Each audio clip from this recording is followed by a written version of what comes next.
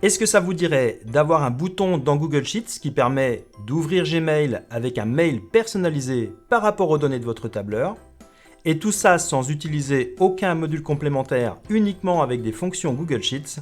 Eh bien c'est ce que je vous propose de voir dans cette vidéo. Bonjour, c'est Cyril, votre formateur en vidéo sur les applications de productivité Google Workspace, et aujourd'hui on va voir un cas d'usage super sympa qui permet d'envoyer des emails depuis Google Sheets sans utiliser aucun module complémentaire. Je vous propose de détailler d'abord le cas d'usage, où on va voir comment ça fonctionne. On verra ensuite toutes les étapes de construction pas à pas, où nous verrons des fonctions comme la concaténation, la fonction majuscule, la fonction nom propre et également la fonction lien hypertexte pour envoyer l'email. Je vous propose de démarrer tout de suite, juste après le générique.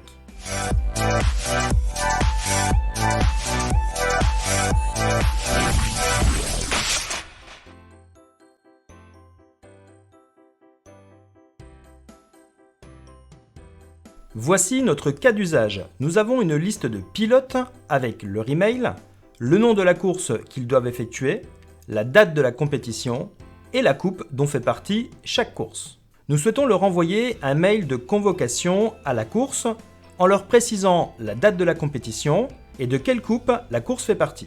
On va donc devoir ici compléter un objet qui contient une variable, c'est-à-dire le nom de la course. Nous avons ensuite le corps du message qui indique « Bonjour, le prénom du pilote ». Vous êtes convoqué à la coupe qui contient donc l'information ici de la ligne coupe. Elle se déroulera le 28 juillet 2022, c'est-à-dire l'information que nous avons dans la date de compétition.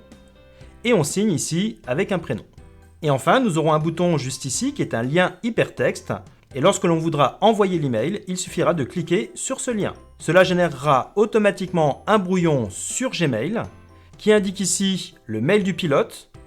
On retrouve bien l'objet, votre convocation station Glagla. Et ensuite, bonjour Mario, vous êtes convoqué à la Coupe Triforce. Elle se déroulera le 28 juillet 2022, signé Cyril.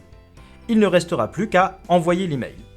Donc l'idée ici, c'est vraiment de produire un brouillon personnalisé que vous pourrez envoyer simplement en cliquant sur le bouton ici « Envoyer l'email ». On va tout d'abord s'intéresser à la construction de l'objet de l'email. Ici, on souhaite écrire votre convocation et ajouter la variable qui se situe dans la colonne C.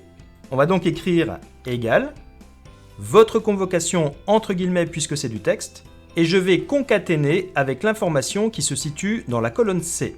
Je vais donc ajouter une esperluette et cliquer simplement sur l'information de la course. Vous voyez le résultat apparaître ici dans la petite bulle bleue et on voit qu'il manque un espace entre votre convocation et l'information de la cellule. Je peux ajouter cet espace juste ici, avant les guillemets, pour ajouter un espace. Je valide et Google me propose automatiquement une saisie automatique pour les cellules suivantes. Je ne vais pas accepter cette proposition puisque nous verrons tout à l'heure comment automatiser ça sur toutes les lignes de votre fichier. Comme je le vois dans cet exemple juste au-dessus, je voudrais bien voir apparaître le nom de la course tout en majuscule. Je reviens donc dans ma formule et je vais ajouter la fonction majuscule autour de ces quatre. Je sélectionne la fonction, je referme ma parenthèse et je valide. J'ai bien votre convocation 3DS Forêt Tropicale DK. On s'intéresse maintenant au corps du message pour voir comment le construire. L'idée ici, c'est d'écrire « Bonjour, prénom » qui est indiqué dans la colonne A. Vous êtes convoqué à la coupe qui est indiquée dans la colonne E. Elle se déroulera à telle date qui est indiquée dans la colonne D. Pour ne pas se tromper, on peut d'abord écrire tout le contenu du message que l'on veut voir apparaître. Je vais maintenant transformer ce texte en fonction en ajoutant le signe « égal » et pour indiquer que c'est du texte, j'ajoute donc des guillemets au début et à la fin. Le résultat à ce stade est exactement le même, nous avons bien un texte sous forme de formule. L'idée maintenant est donc de remplacer les informations par les variables qui sont dans les colonnes. Par exemple, le pilote correspond à la cellule ici A4. Je vais donc remplacer pilote par la cellule A4. Mais pour indiquer que c'est bien une référence de cellule, je dois ajouter une esperluette avant et après. Et pour sortir de ma zone de texte, je dois ajouter ici des guillemets et je souhaite continuer ma zone de texte, juste après je rajoute des guillemets. Nous avons donc ici intégré une variable qui est le nom du pilote entre deux zones de texte. Je continue de la même manière vous êtes convoqué à la coupe coupe. Je vais remplacer ici le terme coupe par l'information qui est dans la colonne E. Je vais donc ajouter E4. Juste avant, j'ajoute donc les guillemets pour sortir de ma zone de texte et l'esperluette. Je vais juste après E4, je rajoute une esperluette et des guillemets pour commencer ma nouvelle zone de texte. Enfin, pour la date, je sélectionne ici la date, que je vais remplacer par l'information qui est dans la colonne D, et précisément en D4. De la même manière, j'ajoute les guillemets et une esperluette pour sortir du texte et afficher le contenu de ma cellule. Et après la cellule D4, j'ajoute une esperluette et des guillemets pour continuer ma zone de texte. Maintenant, on va pouvoir ajouter un petit peu de mise en forme. On voit que le prénom ici est affiché tout en minuscules, mais je souhaiterais avoir une majuscule au début de chaque prénom. On va utiliser pour ça la fonction nom propre. On se place donc devant notre cellule A4 et nous allons ajouter la fonction nom propre. J'ouvre ma parenthèse que je referme juste après la cellule A4. Et vous voyez le résultat, maintenant Pitch est écrit avec une lettre majuscule, alors que dans la base de données, le prénom est écrit tout en minuscule. On souhaite que la coupe soit en majuscule, c'est déjà le cas dans la base de données, mais on peut forcer les choses en ajoutant la fonction majuscule juste devant E4. J'ouvre bien la parenthèse que je referme juste après la cellule E4.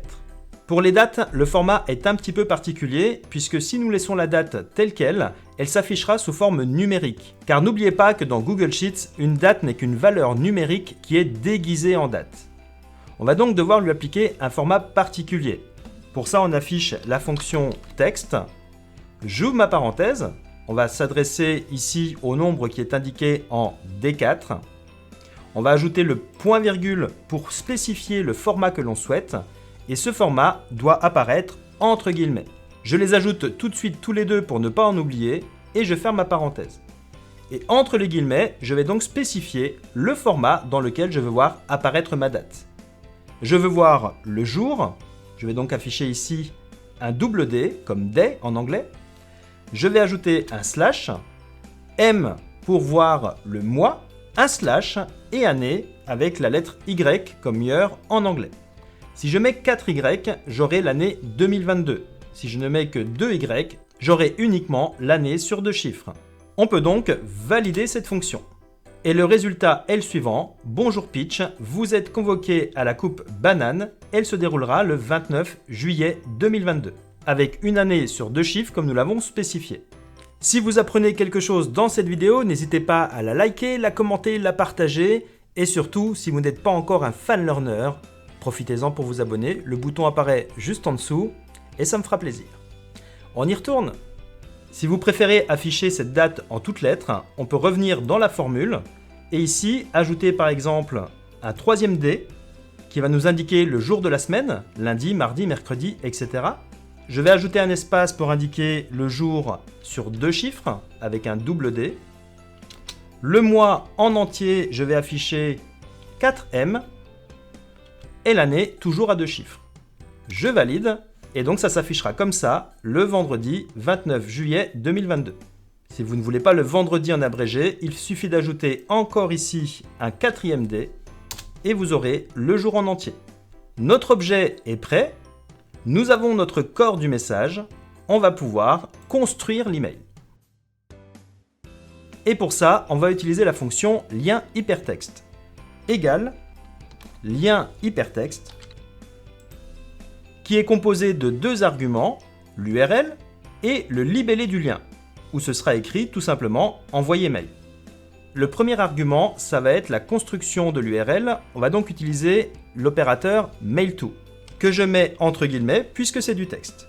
Et j'écris donc mail_to que je vais concaténer avec l'adresse email, c'est-à-dire ici le contenu de la colonne B. Je continue en ajoutant une esperluette et maintenant nous allons ajouter l'objet de l'email qui s'écrit point d'interrogation subject égal que je mets également entre guillemets. Et je vais ajouter avec une esperluette le contenu de l'objet que nous avons créé ensemble ici dans la colonne F. On va ajouter enfin le corps du message, j'ajoute une esperluette et on va mettre entre guillemets l'opérateur et body égal. Vous l'avez compris que je vais concaténer une dernière fois avec le contenu du corps du message que nous avons généré ensemble juste ici. Et tout ce que nous venons de faire correspond à l'URL de notre lien hypertexte. Je vais donc ajouter un point-virgule et maintenant indiquer ce que je veux voir apparaître sur le bouton. Et on a choisi d'écrire « Envoyer mail » que je mets entre guillemets puisque c'est du texte.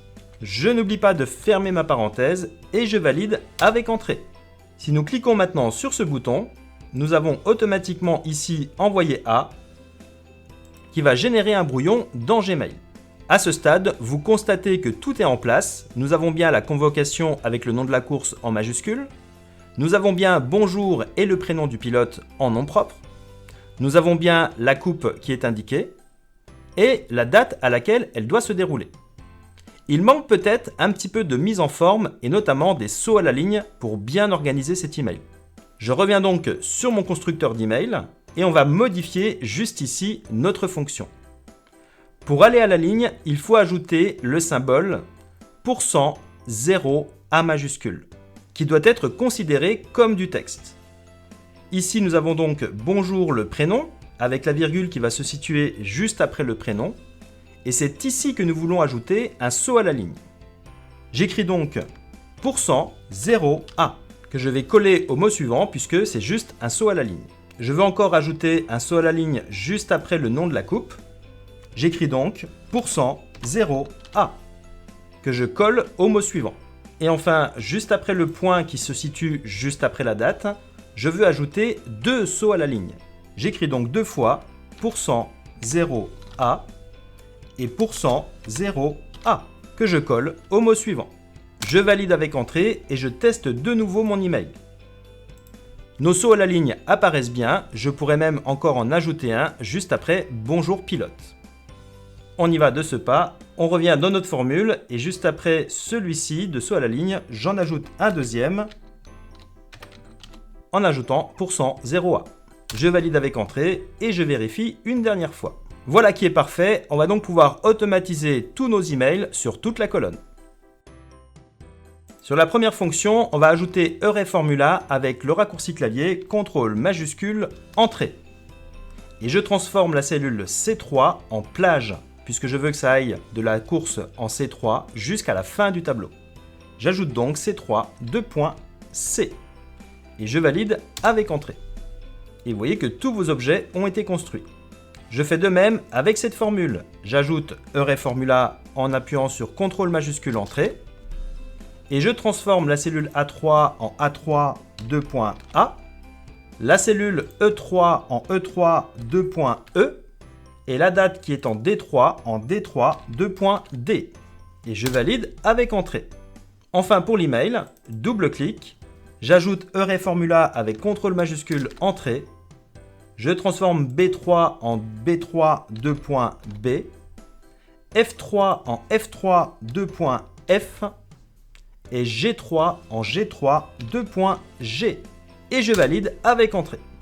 C'est parfait, tous nos emails ont été construits et même si vous aviez 5000 lignes, vous auriez 5000 emails prêts.